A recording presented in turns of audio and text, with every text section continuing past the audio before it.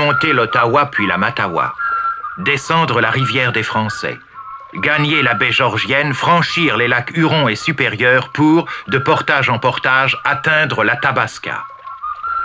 C'est ainsi qu'ils allaient par ce continent d'eau.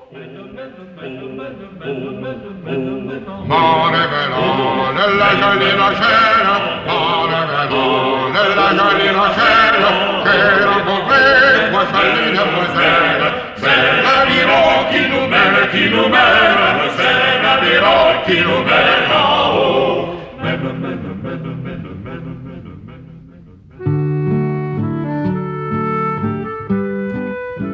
L'étranger parle. Aujourd'hui, 20 mai 1805, après un rude hiver, nos voyageurs se sont rassemblés à la Chine près de Montréal, comme c'est l'usage, en vue du grand départ pour les pays de l'Ouest. Spectacle étonnant en vérité. D'où je suis, je peux compter une bonne cinquantaine de grands canots s'avançant sur les eaux et se disputant la tête du convoi. Ce ne sont que chants joyeux, par où chacun se fortifie dans sa volonté d'aller jusqu'au bout, sans égard à ces fameux rapides qui entraveront fort, paraît-il, notre marche en avant.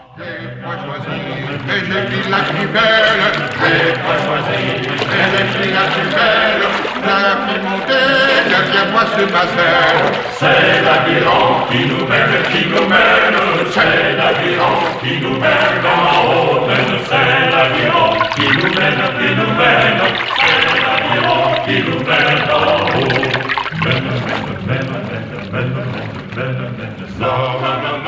À la nuit tombante, c'est la coutume des voyageurs de chercher asile sur la pointe, l'île ou la grève la plus propice à l'établissement d'un camp. Les tentes sont considérées comme exemples de superflu. Et à moins d'être clerc ou bourgeois, comme je le suis moi-même, nul n'y a droit. Du reste, les besoins du voyageur n'ont rien que de très simple. Pour abri, donnez-lui un canot renversé. Pour nourriture de tous les jours, le quart d'un petit tonneau de pois sec relevé d'un bon morceau de porc salé. Le voilà le plus heureux des hommes.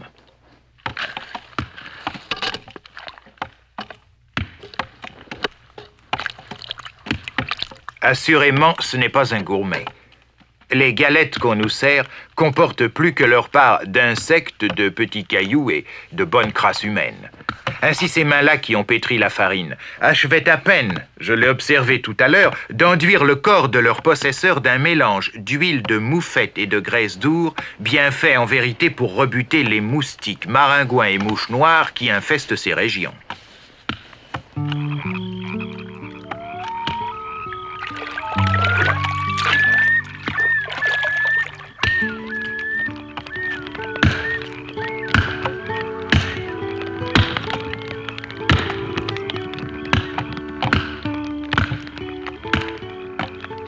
Avec la fraîcheur vespérale, descend sur le camp un grand calme, une paix délicieuse.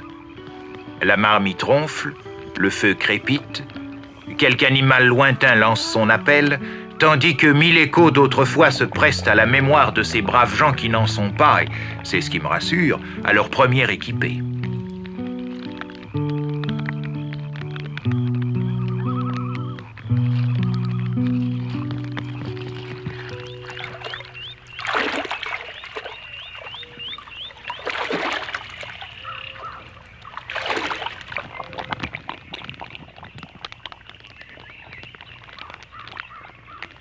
À l'aube, le brouet a pris une épaisseur telle qu'une louche y tient fort bien debout. C'est alors que le voyageur l'estime digne de son estomac. Mais il arrive aussi que le premier repas de la journée ne soit ingurgité que plus tard, après que chacun a été mis en appétit par quelques bonnes lieues de route. Allez, allez! Allez les gars! Levez, levez, levez! Levez tout le monde! Allez, allez! Matineux et toujours sur la brèche, le voyageur n'a que peu d'égard pour le tard levé, quel que soit son rang social.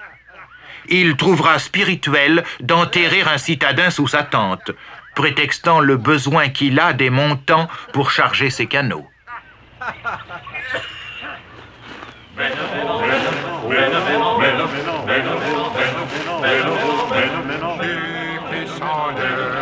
Sans parler avec elle, qui descendait.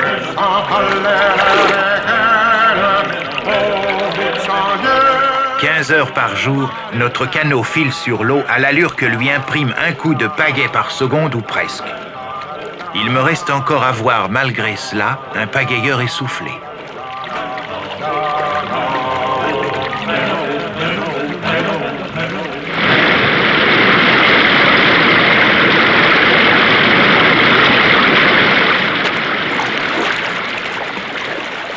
À les en croire, la vraie besogne ne commencerait qu'avec les rapides et passes qui jalonnent l'amont de ces cours d'eau. Mais nos voyageurs sont ainsi faits qu'ils préféreraient affronter risques et périls, éreintements et courbatures plutôt que de recourir au portage, considéré par eux comme le pire de tous les maux de la création.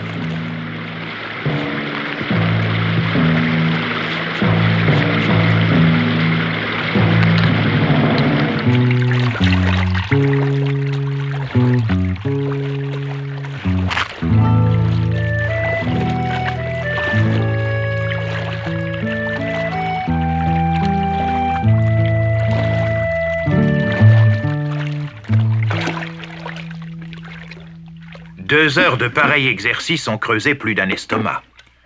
Sur l'ordre du chef de l'embarcation, halte est faite. Un coup de rhum a vite fait de mettre chacun de bonne humeur. Après quoi, un déjeuner, ma foi, fort décent, est servi.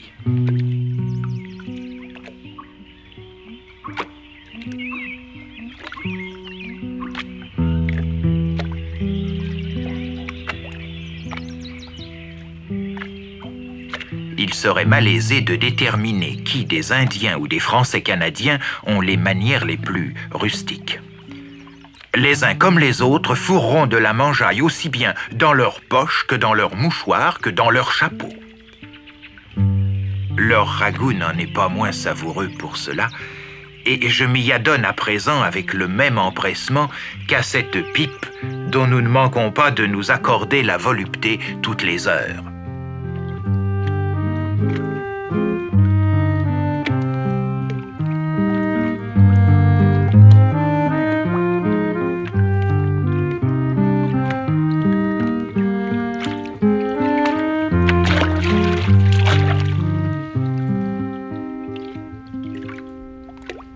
Allez!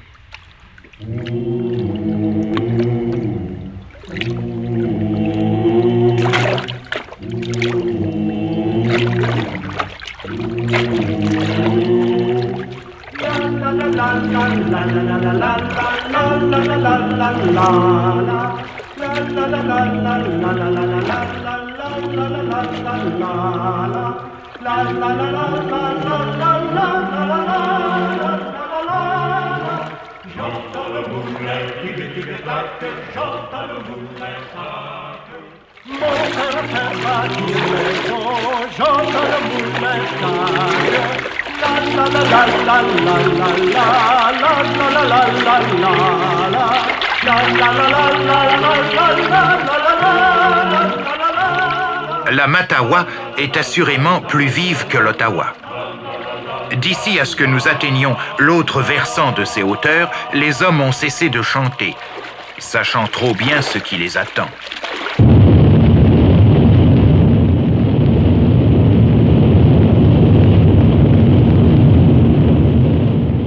Ce sont des chutes dites de talons que le célèbre Alexander Mackenzie écrit dans la relation récente de son voyage en Amérique septentrionale, qu'on ne les évite que par un des plus pénibles de tous les portages auxquels la traversée du continent donne lieu.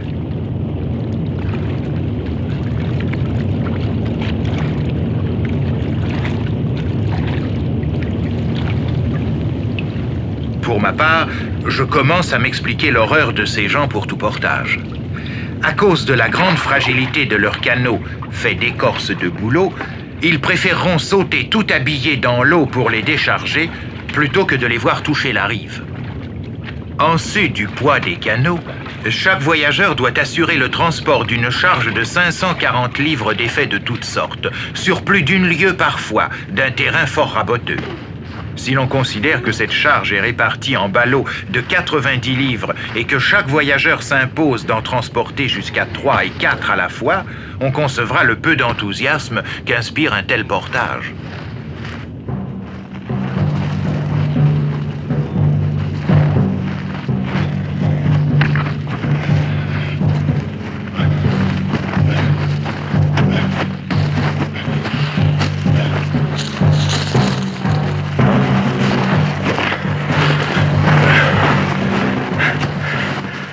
La hâte qu'ils ont d'en finir est telle qu'on les verra courir littéralement sous leur charge. Moi qui n'ai pour tout fardeau qu'un mousquet et 2 parapluies, je dois presser constamment le pas pour n'être pas laissé en arrière.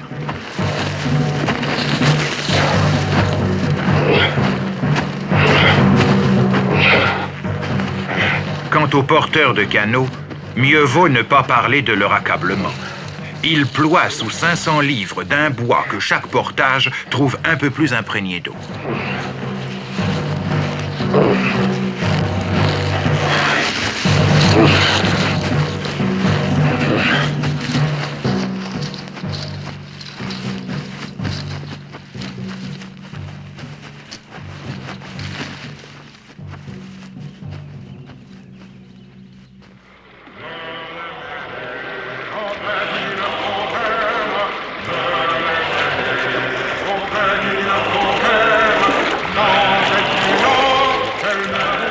À mesure que nous approchons de la ligne de partage des eaux, la Mattawa se fait plus fougueuse et son lit moins profond.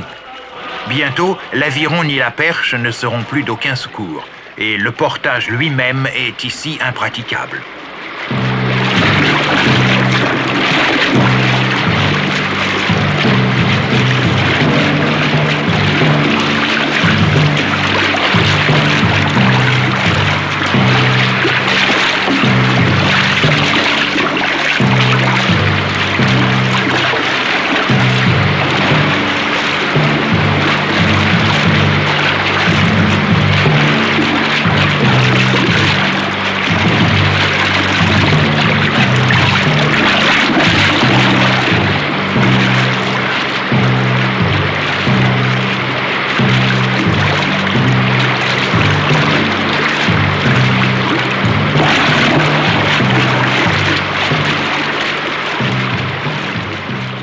Heures déjà que nous avançons à l'encontre de difficultés inimaginables.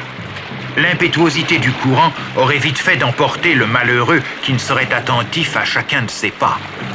Cependant, il faut se hâter pour n'être pas surpris par la nuit.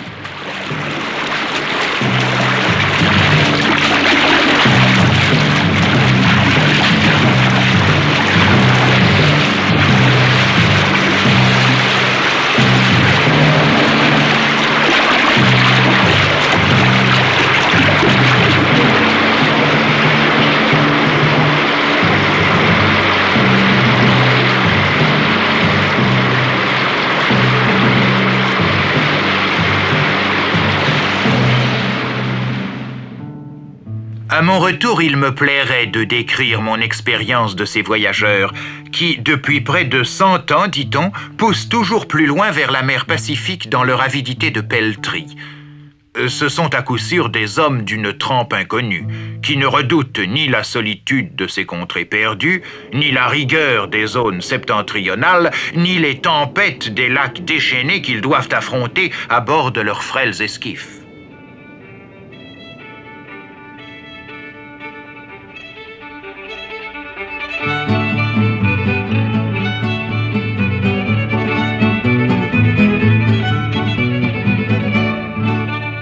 Ils ne se refusent en revanche aucun des plaisirs de la vie compatibles avec leur isolement.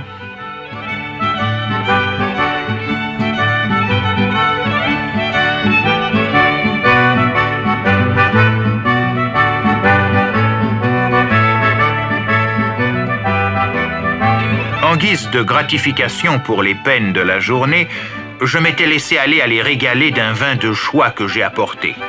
Mal m'en a pris. Ce sont des gens qui ne mettent aucun frein à leur passion et qui boiront tant qu'ils n'auront pas vu le cul de la cruche.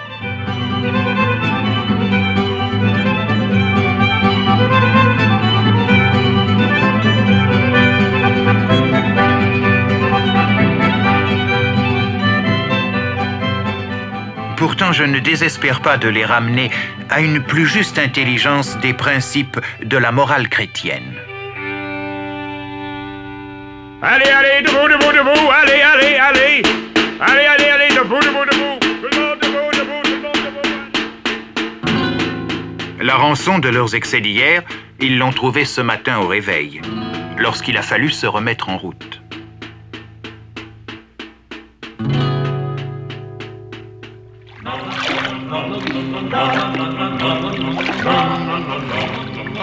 Nous n'en avons pas moins parcouru, tant bien que mal, nos 20 lieues dans la journée.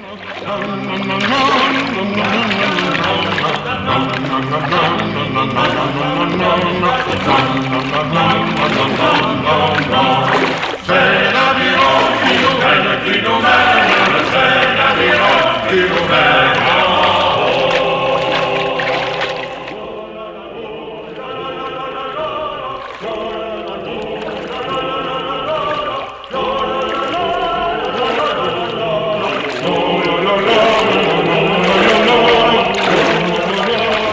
Après avoir franchi le lac Nipissing, nous sommes entrés dans la rivière des Français, qui marque le commencement de la descente.